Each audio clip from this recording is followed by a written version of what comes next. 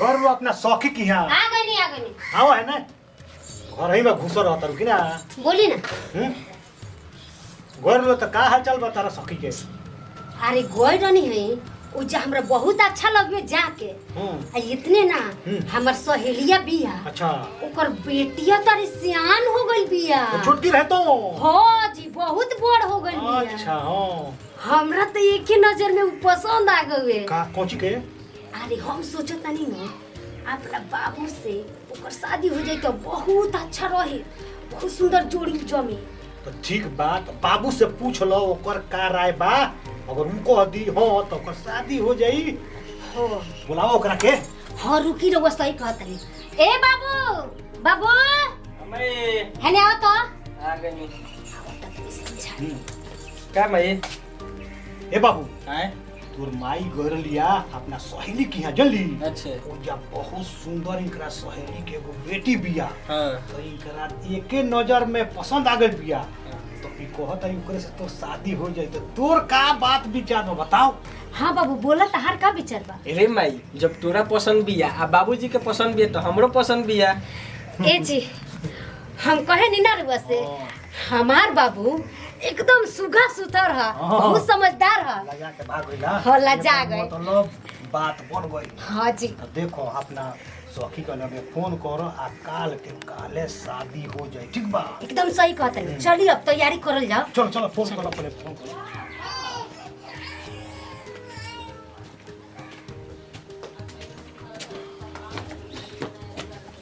ए जा ले जा। हाँ चला लो। देखो दहेज भले कम लेकिन खाना तो इतना स्वादिष्ट बनौले रस ये पतोहिया कि अंगूरी चाटे लगनिया हो समझ लू। अरे जितना सुंदर बिया उतना सुंदर खानुआ बनाओ। लेकिन बात ये बा खानवा उ खाते नहीं खे, बहुत कम खाते हैं। खानमा नहीं खे खा ना हाँ बापू कर भाई होई हो आ ओकरा के देखियो ना दुबराई रही तो हमनी के तो घर के इज्जत रहबे ना करी हो। उहे तो चिंता हमरो के लागल बा का कही लो बुलाओ ओकरा के कह दिहल जा। हाँ ए बहू आओ तो जल्दी। हाँ माँ जी बोली। ए बहू तारा के यही खातिर बुलावल गइला कि खाना तो तू बहुत अच्छा बनाओ तारू ऐसा स्वादिष्ट खाना बनौले रहलुआ कि हमनी के तापन अंगुरी चापे लगनी आसो खाना बनैबू जहां हमनी के जिए के बा 80 साल तो हमनी के जीएम से 120 साल समझ लू। हाँ जी ये तो बात ठीक बा लेकिन बहू खाना बहुत कम खाता रही समझाए रहुआ। हम का सुनतनी हो बताओ सब केहू के खाना अच्छा बना बना के देता रू आ तू कम कम खाता रू कम कम खइबू तो तहार सेहत खराब हो जाई आ तहार भाई ओई हो तो हमनी के का जवाब देम सुन बताओ। हाँ बहू खाना पर तू ध्यान दा अपना ठीक बा। बा लेके जा जाओ करके। हाँ जी ए बहू चला आज हम तहरा के अपना हाथे खिया चला पैसे देखा तनी तू ना खाई चलो ए चलो थाने। हाँ बाबू गोपाल गंज जी का अरे जाई कहत रहला रुकी पूछ ले ए बाबू हां भाई हने आओ तो। हे बाबू काल कहत रही दवा लियावे जाए खातिर तो जेबे ना गोपाल गंज जा तनी हां ठीक बा जो ठीक बा। अच्छा ए बनाओ बहू के समझा देल जा तनी के जा तनी सब जाना आराम से कमाई बंद करके राखी ठीक बा। हाँ ए बहू बहू हाँ माँ जी आओ तनी। आओ तो बोली। हे बहू हमनी के जा तनी सब थाम है ठीक बा आ तू केवाड़ी गेट बा केवाड़ी लगा के रखियो ठीक बा अच्छा तरह से रहियो ठीक बा हमनी जाते ना। ठीक है आ तनी खाना बिना कि न खिसन त ना खाए हाँ। पूरा खाइए खाना। हां समय से खाइए ठीक बा। चलिए ठीक हो माँ जी। बबनी कहाँ बारू हो कहाँ बिया बबनी कब से हम चिल्लाते हैं तू कहाँ बारू। अरे भैया भैया प्रणाम। खुश रह खुश रह। बैठा बैठा। और बताओ घर। बबनी होई हम तोरा का देखो तनी री ते का रहली का हो गइल बैठे है जिन खाए पिए के ना मिलेला बबनी होती अपन का रूपरेखा बना लेले बड़ी री का रहली केंगा हो गइल बे खाए पिए के ना मिलेला का कहीं भैया ओइजा रहनी हाथ तक केहू से लजात ना रहनी डरात ना रहनी अपने हाथ से जितना मन करत रह निकाल के एक एक थरिया खात रहनी ये हिजा कैसी खाइन लाज लगेला ना बुरबक बाड़ू तहार बुढ़वा बुढ़िया और तहार मालिक कहाँ बाड़े? ए भैया उ गइल बना गोपालगंज आ बुढ़वा बुढ़िया गइल बना थाने। इतना बुर्बक बाड़ू, जब तहार बुढ़वा बुढ़िया तहार मालिक नहीं खो एक हथौड़िया बना के हचोड़ ले तू, तहार देहियो बन रही और केहू जनबो ना करी। हाँ ए भैया ठीके कहत तारा, बाकी ई बात हमरा दिमाग में ना नु आवत रहल। रुका हम तोरे खातिर खाना बनाओ तनी और अपनहु खातिर। ए बबनी बैठ, तोरा खाना बनावले के जरूरत नहीं के, तोरा के में कपड़ा लेके आइल बनी एकरा के ले जो कैसे हमरा लगे टाइम नहीं के, दूसरा बेर आए तो तारा घरे रहे और खाना खाए, हमरा के जाए तो ठीक बा भैया।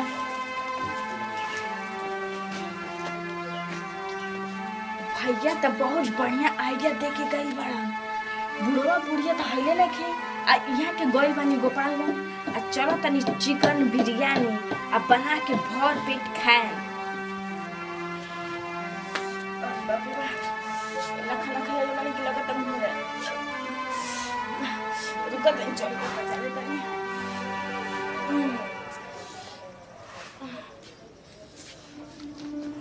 ना खाना खा ले।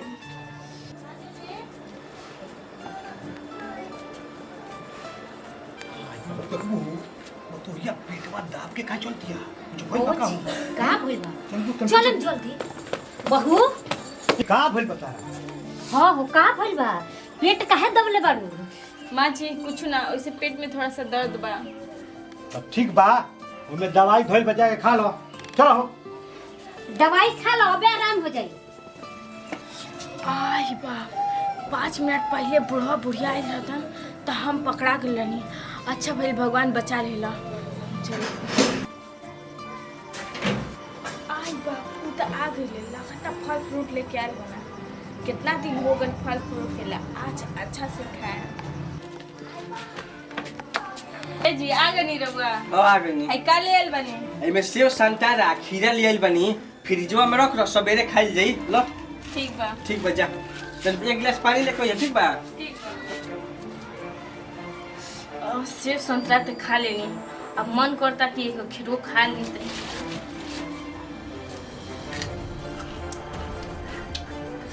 सब तो फल फ्रूट खा लेनी, अब चाहता नहीं आराम से चुप के सो जाओ और सुबेरे लोग पूछे तो कह दिन कि हम का जाना तनी। हलवा बाबू ले रोगे तो का हो गई? चला तनी पतोहिया से पूछे। ए बहू बहू। हाँ माँ जी।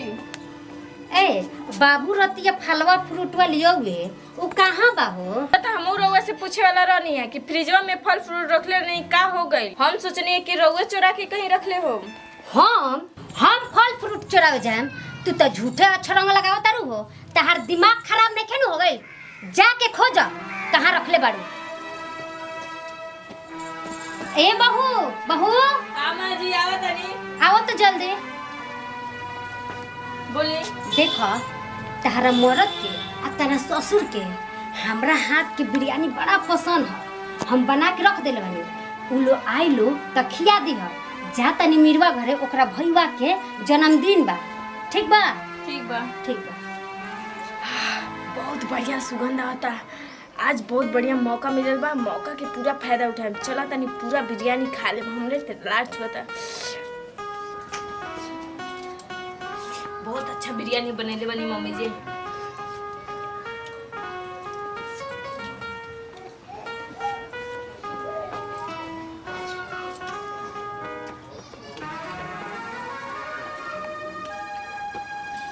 अब तक खा भी एकरा के छोड़ दे तनी, बिलार आई खा ली। और जोन रखल बा पतेलवा में चलो तनी पलंग के नीचे चुरा देना आ सब सूत जाए तब खाए। बिरयानी जोन बचल रहे ओके तो पलंग के नीचे चुरा देनी। जा तनी गाय के लेदी चला, सास जिये यहाँ बोलैहन तब आए।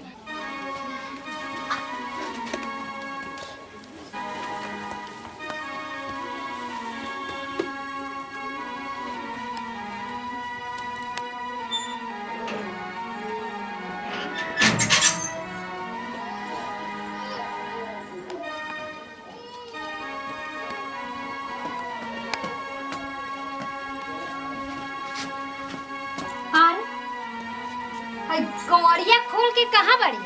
बहू ए बहू, तो सब बिरयानी बिलाई खा गइल होई।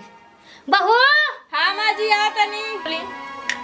ए कमरिया खोल के कहाँ रहलू हो? सब बिलाइया खा गइल होनु बिरयानिया। मम्मी जी गैया चिल्लात रहली है तो ओकरा के चल गनी है लेडी चलावे।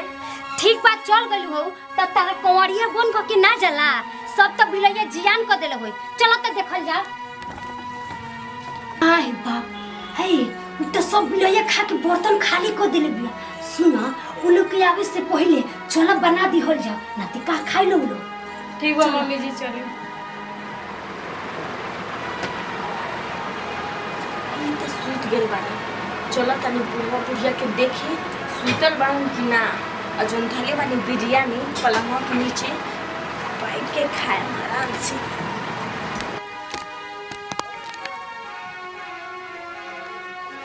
बुढ़वा बुढ़िया तो सूत गेल बा। चलो तनी खाए।